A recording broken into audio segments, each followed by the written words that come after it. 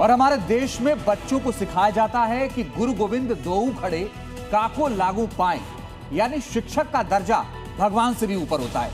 लेकिन जब वो शिक्षक जिसे एनटीए ने देश के सबसे बड़े इम्तिहान का पर्चा तैयार करने की जिम्मेदारी दी, वही पर्चा बाजार में बेच दे, तो आप इस सिस्टम पर कैसे भरोसा करेंगे? इन सब के बीच उस मां के आंसुओं का क्या, जिसके 21 साल के बेटे ने पेपर लीक की खबर सुनकर फांसी लगा ली। हमारी इस खास रिपोर्ट को आज आपको सिर्फ एक खबर की तरह नहीं, बल्कि अपने बच्चे के भविष्य के आईने की तरह देखना चाहिए।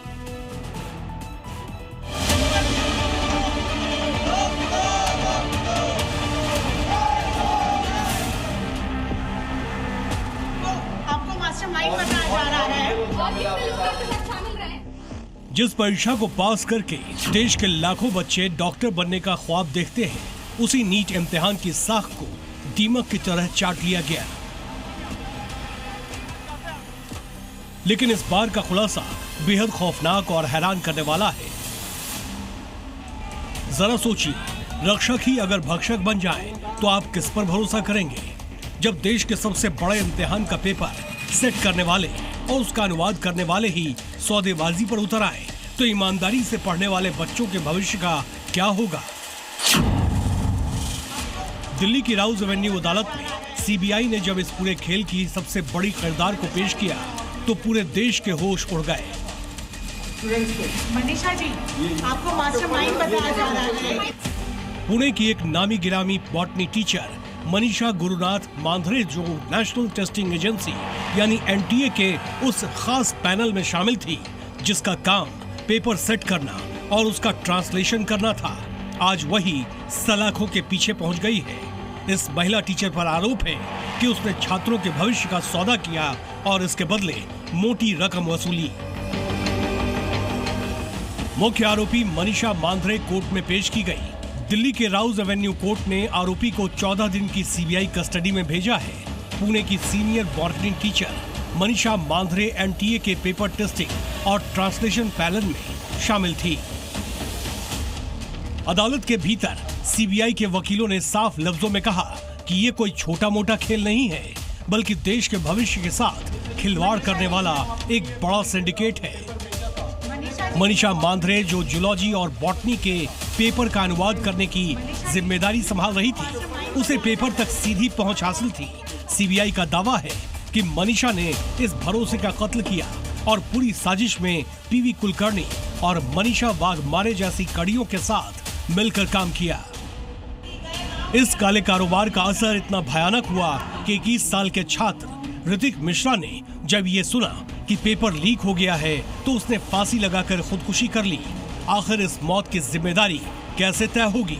पैसों की हवस में अंधे हो चुके इन प्रोफेसरों और टीचरों ने सिर्फ पेपर लीक नहीं किया, बल्कि मासूम की जिंदगी भी छीन ली।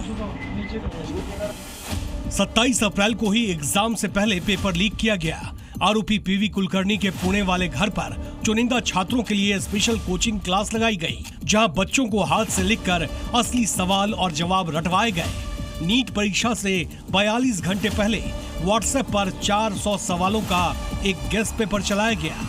इस गेस्ट पेपर में केमिस्ट्री और बायोलॉजी के करीब 120 सवाल असली पेपर से 100% मैच कर गए।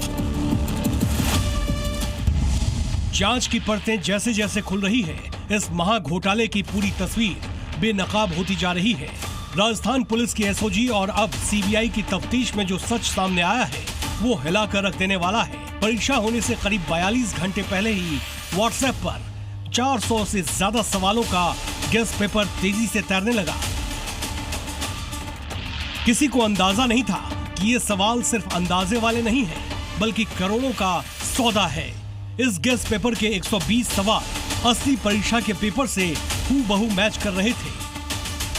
अब तक राजस्थान, महाराष्ट्र और दिल्ली को मिलाकर 45 से ज्यादा लोग गिरफ्तार किए जा चुके हैं। इस भयानक जालसाजी के बाद सरकार और एनटीए पर चौतरफा दबाव बढ़ गया है। वारंगल में छात्रों ने प्रदर्शन किया, वहीं तमिलनाडु में परीक्षा रद्द किए जाने के खिलाफ यूथ कांग्रेस के कार्यकर्ताओं ने चेन्नई एग्मोर रेलवे स्टेशन पर जोरदार प्रदर्शन किया और सरकार के खिलाफ अपना विरोध जताया। भारी हंगामे के बीच सरकार ने एनटीए के भीतर बड़े प्रशासनिक फेरबदल किए हैं। अनुजा बापट और रुचिता बिज को एनटीए में ज्वाइंट सेक्रेटरी बनाया गया है, जबकि आकाश जैन और आदित्य राजेंद्र को ज्वाइंट डायरेक्टर की कमान सौंपी गई है। लेकिन गुस्सा शांत होने का नाम नहीं ले रहा। अब इस पूरे मामले ने एक बड़ा सियासी रूप अख्तियार कर लिया है। विपक्ष सीधे सीधे पूरे सिस्टम को कटघरे में खड़ा कर रहा है।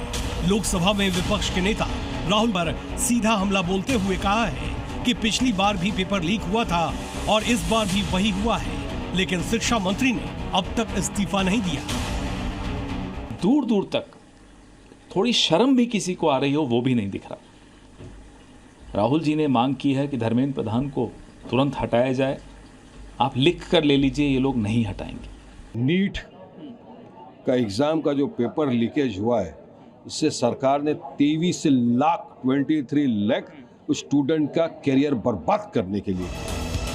विपक्ष के इस करारे हमले के बाद सत्ता पक्ष भी पूरी तरह से बचाव में उतर आया है। बीजेपी का कहना है कि सरकार इस मामले को लेकर बेहद गंभीर है और किसी भी गुनहगार को बख्शा नहीं जाएगा। सरकार ने तुरंत एक्शन लेते हुए न सिर्फ परीक्षा रद्द की, बल्कि जांच सीबीआई को सौंप दी। बीजेपी के नेताओं का कहना है कि विपक्ष इस संवेदनशील मुद्दे पर राजनीति कर रहा है और छात्रों के बीच घबराहट फैल रही है। सरकार बच्चों के भविष्य के साथ कोई समझौता नहीं होने देगी। और लगातार जिस दिन से ये मामला शुरुआती क्षण से पहले तो कह रहे थे कार्रवाई हो राहुल गांधी, और जब सरकार ने कार्रवाई करनी प्रारंभ की तो यही राहुल गांधी बोलने लगे कि क्यों कैंसिल हुआ, क्यों परीक्षाएं कैंसिल हुई। इसलिए इनकी बातों को कोई गंभीरता से नहीं लेता। नीट यूजी 2026 की दोबारा परीक्षा अब 21 जून 2026 को होगी। ये इम्तिहान दोपहर 2 बजे से शाम 5:15 तक चलेगा। इस बार छात्रों को परीक्षा के लिए 15 मिनट का अतिरिक्त समय दिया गया है। दोबारा होने वाली इस परीक्षा के लिए एडमिट कार्ड 14 जून को जारी कर दिए जाएंगे। खास बात यह है कि इस री एग्जाम के लिए छात्रों से दोबारा कोई एक्स्ट्रा फीस नहीं ली जाएगी। सियासी नफा नुकसान अपनी जगह है, लेकिन सबसे बड़ा सवाल आज भी वही है, देश के सबसे काबिल दिमागों को चुनने वाली परीक्षा का सिस्टम इतना कमजोर कैसे हो गया। जब खुद प्रोफेसर और पेपर सेट करने वाले ही बिक जाएंगे, तो देश का आम छात्र किस उम्मीद के सहारे रात रात भर जागकर पढ़ाई करेगा।